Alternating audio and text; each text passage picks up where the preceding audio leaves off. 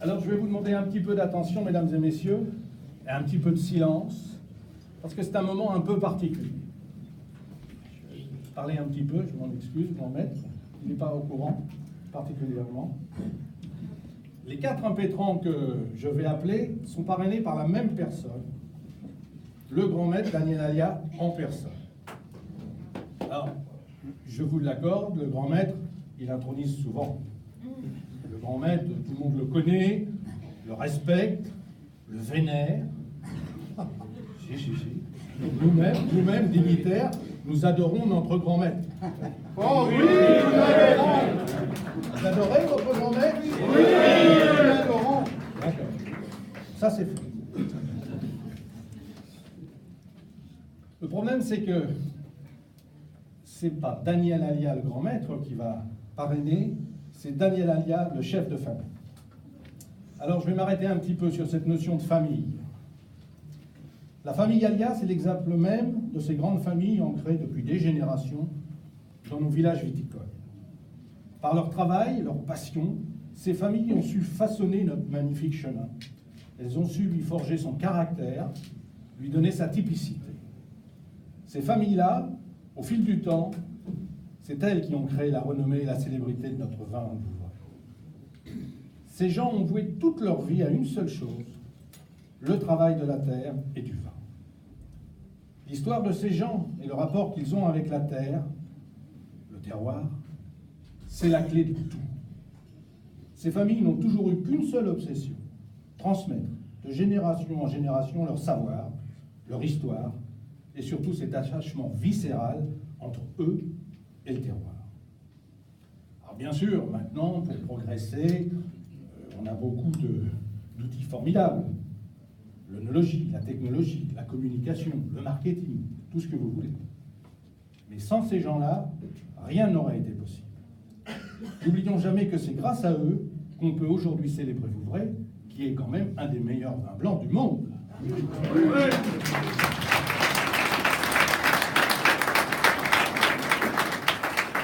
Ne l'oublions jamais. Les seuls moments de repos que ces familles s'accordaient, ou s'accordent encore, c'est pour faire des repas les jours de fête. Ça, c'est sacré. Et il faut avoir vu ou participé à ces repas de famille pour bien comprendre cela. Ce sont en général d'incroyables déjeuners où toute la famille est réunie. À chaque plat, on célèbre un vin particulier avec son histoire. Rapidement, je vous donne un exemple de ce qui se faisait et ce qui se fait encore. En général, ces déjeuners, on commence par l'apéritif, ça, je ne vous apprendrai rien. Et là, on va sortir en 1947, en général, que le grand-père avait vendangé dans tel clos. Et hop, on commence à parler un petit peu du grand-père, voilà, ses qualités, ses défauts. Puis arrive le moment du brochet de Loire, en général. Et là, le père, il va sortir son vin préféré, du meilleur millésime. Et on parle de ce fameux millésime qui a été difficile à récolter. L'histoire. Et puis arrivent les rôtis, les gibiers. Là, on sort en général un vieux chinon, 1959, que le grand-père avait échangé barrique contre barrique avec un vieux brigand de Rabelais. Et on parle en général, encore une fois, du grand-père, de ça. Et puis arrive le dessert. Alors là, c'est le moment de sortir un fameux 1921, récolté par l'arrière-grand-père. Et là, on va parler de l'arrière-grand-père, ses qualités, ses défauts, et ceci et cela. Et puis, bien après la fin du repas, après la vieille eau-de-vie de marc que la grand-mère avait cachée pour pas que les boches la trouvent,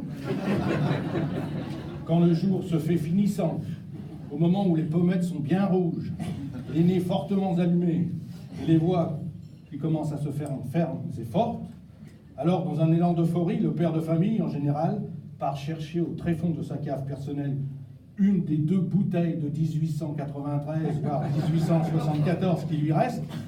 C'est le moment, faut la boire. Et ça va permettre de parler de cet arrière lointain, arrière-grand-père qui avait récolté ce délicieux. C'est des inoubliables instants. Alors pourquoi je vous raconte tout ça? Ben simplement parce que la famille Alia, ça se passe comme ça. Chaque génération a marqué ou marque son époque. Que ce soit Louis ton arrière-grand-père, que ce soit Maurice, le grand-père, Daniel, le père, ou Dominique, le fils ici présent, tous ont leur importance. Et tous sont là aujourd'hui, même Louis, même Maurice, ils sont pas loin, à mon avis, et tous sont là pour assister à un événement superbe.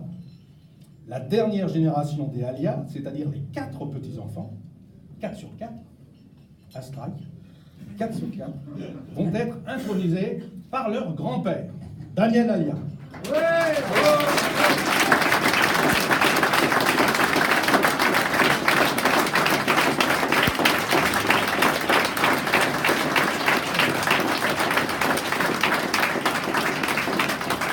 Je vous rappelle que nous adorons notre grand-mère.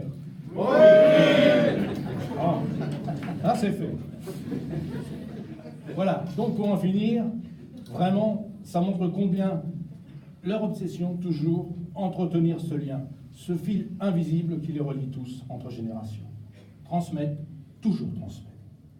Alors je peux vous dire que pour notre chef, c'est un moment très émouvant. Il va introniser ses 4 petits-enfants. C'est ce qu'on appelle un instant de bonheur, un bonheur simple, mais d'une puissance incroyable.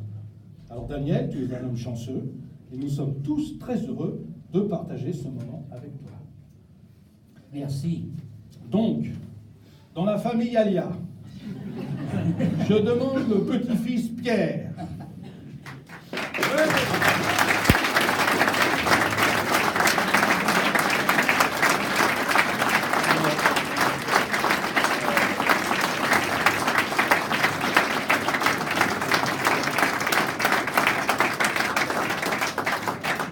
Dans la famille Alia, je demande le petit-fils Jean-Baptiste.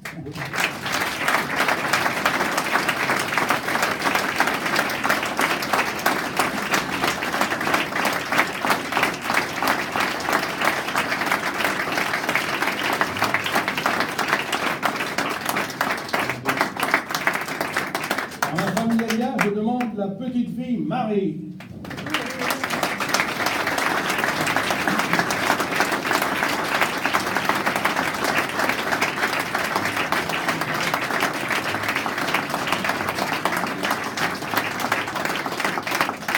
Et enfin, dans la famille Alia, je demande la petite fille Lucie.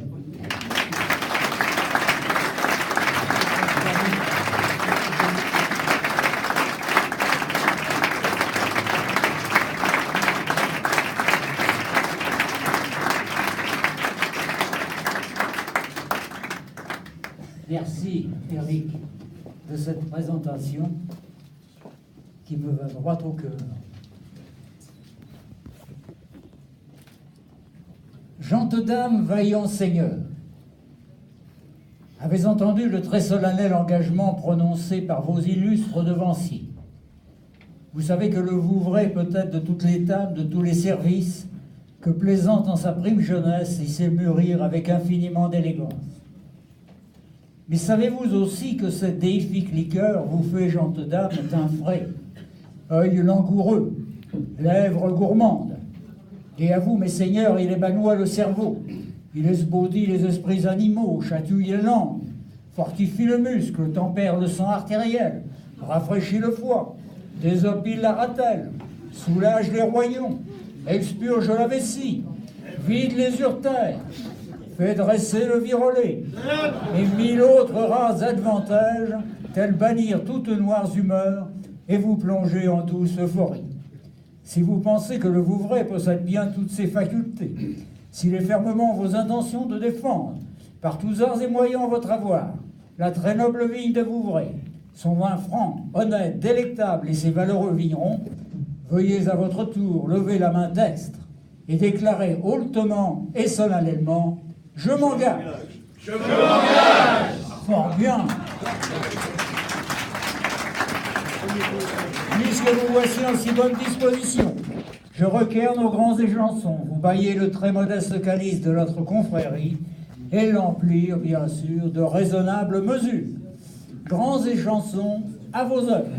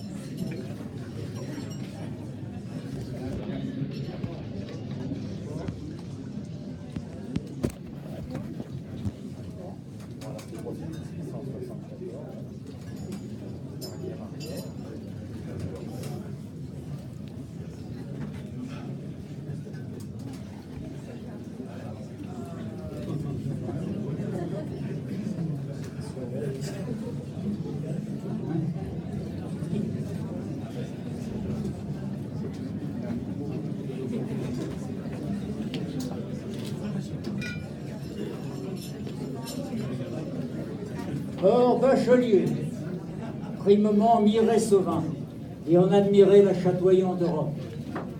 Secondement, le fleurez, et vous pénétrez de sa nectareuse odeur.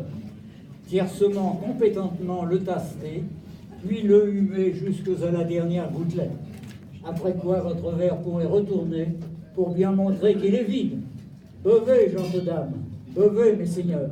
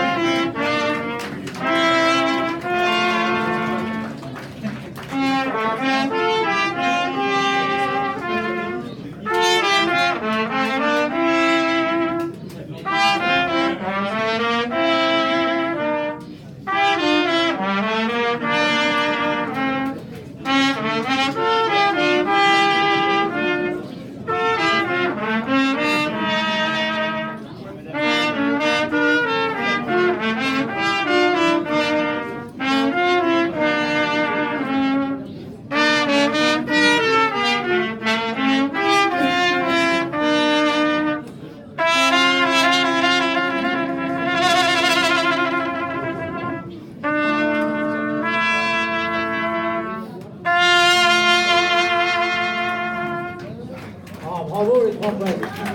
Super.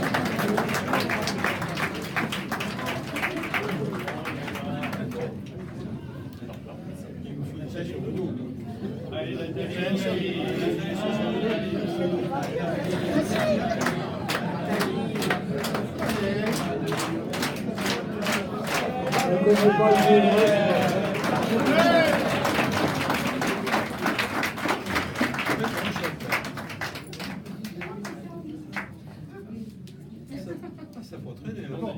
Grand dignitaire, mes très nobles frères, estimez-vous en votre sapience, en votre âme et conscience, que pouvons et devons admettre en notre ordre ces bacheliers, lesquels viennent de subir avec indolence, bon vouloir et solennel engagement la décisive épreuve.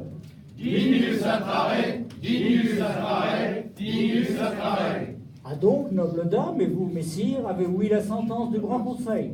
En foi de quoi, nous, grands maîtres de l'ordre des chevaliers de la Chantefleur, l'esprit de notre père spirituel, Messire François Rabelais invoqué, notre très sérénissime Grand Conseil consulté, avons décidé et décidons de vous admettre en notre vénérable confrérie pour le temps présent et celui à venir.